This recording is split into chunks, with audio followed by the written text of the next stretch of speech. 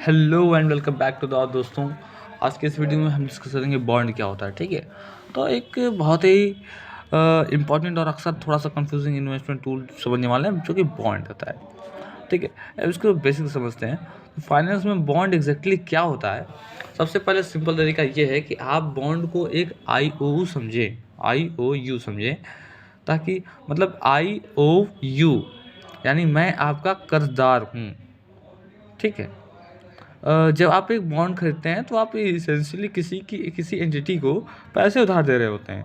ये एंटिटी एक सरकार या गवर्नमेंट हो सकती है, या कोई बड़ी बड़ी कंपनी है जैसे कॉरपोरेशन हो सकती है। ये एंटिटी ये पैसा अपने प्रोजेक्ट की ज़रूरतों को पूरा करने के लिए उधार लेती हैं आपसे। ठीक है, अब बॉन्ड को हम डेब्ट सिक्योरिटी कहते हैं। अगर आप कोई स्टॉक खरीदते हैं तो आप कंपनी के पार्ट ओनर बन जाते हैं, लेकिन जब आप बॉन्ड खरीदते हैं तो आप उस एंटिटी के क्रेडिटर, उधार देने वाले बन जाते हैं। तो ये डिफरेंस समझा आपने स्टॉक और बॉन्ड्स में।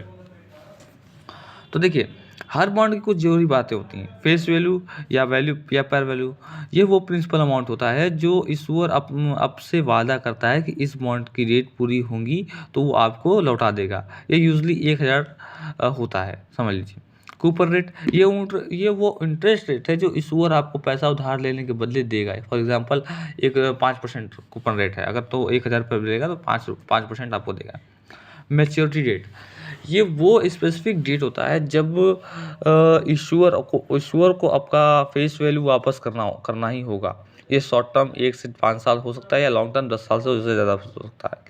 ठीक है, इसे ऐसे समझिए, अगर आप 1000 का बॉन्ड खरीद रहे हैं 5% कूपन के साथ और 10 साल की मैच्योरिटी के साथ खरीदते हैं, तो इशूअर आपसे वादा करता है कि आपको 10 साल तक हर साल 50 रुपए का इंटरेस्ट देगा, और 10 साल पूरे होने के बाद आपको आपका ओरिजिनल पैसा 1000 रुपये अभी वापस दे देगा।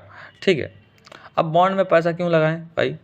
तो लोग बॉन्ड में इन्वेस्ट 3 मेन रीज़न से करते हैं। पहला तो इनकम, दूसरा सेफ्टी, और तीसरा डाइवर्सिफिकेशन। इनकम के लिए ये आपको फिक्स्ड और प्रेडिक्टेबल इनकम देते हैं, यानी कूपन पेमेंट्स के थ्रू। इसीलिए ये रिटायर्ड लोगों का स्टेबल इनकम चाहने वाले लोगों के लिए बेस्ट ऑप्शन है।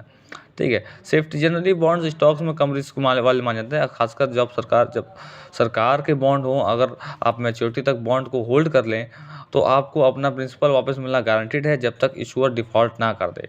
ठीक है, डाइवर्सिफिकेशन, अगर आप अपने पोर्टफोलियो में स्टॉक के साथ साथ बॉन्ड्स भी रखते हैं तो अपने पोर्टफोलियो की वॉलेटिलिटी कम कर सकते हैं, क्योंकि स्टॉक्स बॉन्ड अक्सर लोग अलग अलग दिशाओं में जाते हैं। ठीक है, तो देखिए, रिस्क तो कम रहता है, और फिर इंटरेस्ट भी थोड़ा सा कम मिलता है।